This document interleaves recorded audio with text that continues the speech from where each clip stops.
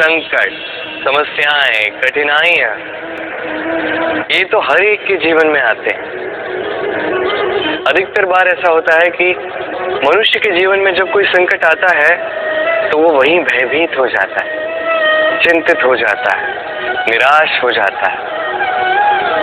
किंतु यदि मैं आपको सत्य बताऊं तो हमारे व्यक्तित्व के विकास के लिए, हमें लक्ष्य तक पहुंचाने के लिए ये संकट, ये समस्याएं, ये अत्यंत महत्वपूर्ण है। और इसका उदाहरण मैं नहीं, अपितु प्रकृति स्वयं देगी। अब स्वयं कभी धरती माता को देख लीजिए। धरती माता सूर्य का ताप सहती है, क्यों? ताकि धरती पर जो जल है वो वाष्प बनकर ऊपर जाए, मेघ बने और धरती पर पुनः एक बार वर्षा करे, नया जीवन दान दे। वही बात कीजिए पतझड़ की, तो वृक्ष को देखिए। पतझड़ की इस ऋतु में सारे पत्ते झड़ जाते हैं, तत्पश्चात उस वृक्ष पे होता है नवनिर्माण, नए पत्ते आते हैं, वो वृक्ष पुनः खिल उठता है, लहलहा उठता है। ऐसे ही आपके जीवन में संकट, कठिनाइयां, समस्याएं ये तो आते ही रहेंगे। आपको इससे भयभीत नहीं होना, पीछे नहीं हटना, निराश नहीं होना है, अपितु डट कर साहस के साथ उसका सामना करना। ये करना आप सीख जाएंगे तो आप स्वयं देखेंगे कि यही संकट, यही समस्याएं, यही कठिनाइयां आपको बल प्रदान करें। आइए और मेरे साथ प्रेम से कहिए राधे राधे। जब हम जीवन में अपने लक्ष्य की ओर अग्रसर होते हैं तो कई सारे लोग हमें सलाह देते हैं कि आप ये कीजिए, आपको वो करना चाहिए, आपको उस आदर्श व्यक्ति की भांति उस मार्ग पे चलना चाहिए। हमें अच्छा लगता है, हम उसका अनुसरण करने लगते हैं, क्योंकि उस मार्ग पे 1 अथवा 10 लोग चल के अपने लक्ष्य को प्राप्त कर चुके हैं। अब उन लोगों को उस मार्ग पे चल के लक्ष्य की प्राप्ति हुई, क्या इसका अर्थ ये भी है कि हमें भी अवश्य होगी? आवश्यक नहीं। मैं आपसे सरल सा प्रश्न पूछता, क्या वो आदर्श व्यक्ति आप हैं? नहीं, वो व्यक्ति कोई और है, जिसकी अपनी सोच है, अपनी विचारधारा है, अपने कर्म है, अपने अनुभव है, अपने गुण, अपने अवगुण है, उनकी अपनी एक यात्रा है, अपना लक्ष्य है। वो आपने बात की जाए यदि आपकी, तो आपके विषय में सबसे अधिक कौन जानता है? आपकी यात्रा, आपके लक्ष्य के विषय में, आपकी सोच, आपकी विचारधारा, आपके कर्म के विषय में, आपकी कामना के विषय में, आपके अनुभवों के विषय में,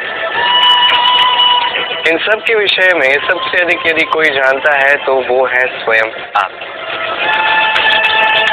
तो अपने जीवन में किस मार्ग को चुनना है और कैसे आगे बढ़ना है, ये चयन भी श्रेष्ठ होगा यदि आपकी के हाथ में। आप अपने जीवन का आकलन कीजिए, समझिए और अपने लक्ष्य को जाकर प्राप्त कर लीजिए। कुछ इस प्रकार उदाहरण इस संसार के समक्ष प्रस्तुत कीजिए कि भीड़ आपके मार्ग पर चलने के लिए आतुर हो जाए। आइए और मेरे साथ प्रेम से कहिएगा राधे राधे।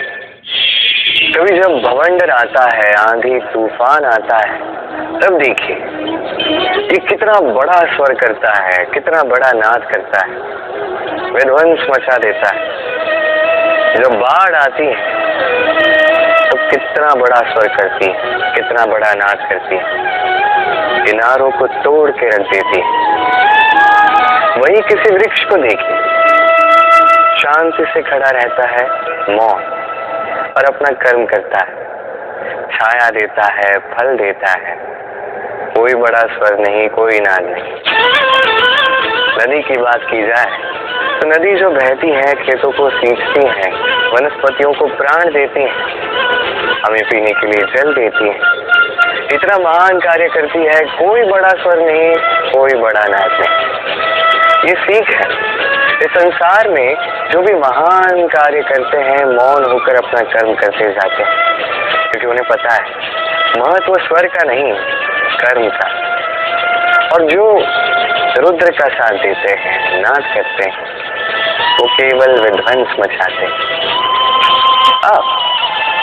आप मौन रहकर कर्म करते करते महान बनना चाहते हैं या रुद्र का साथ देकर केवल विध्वंस मचाना चाहते हैं?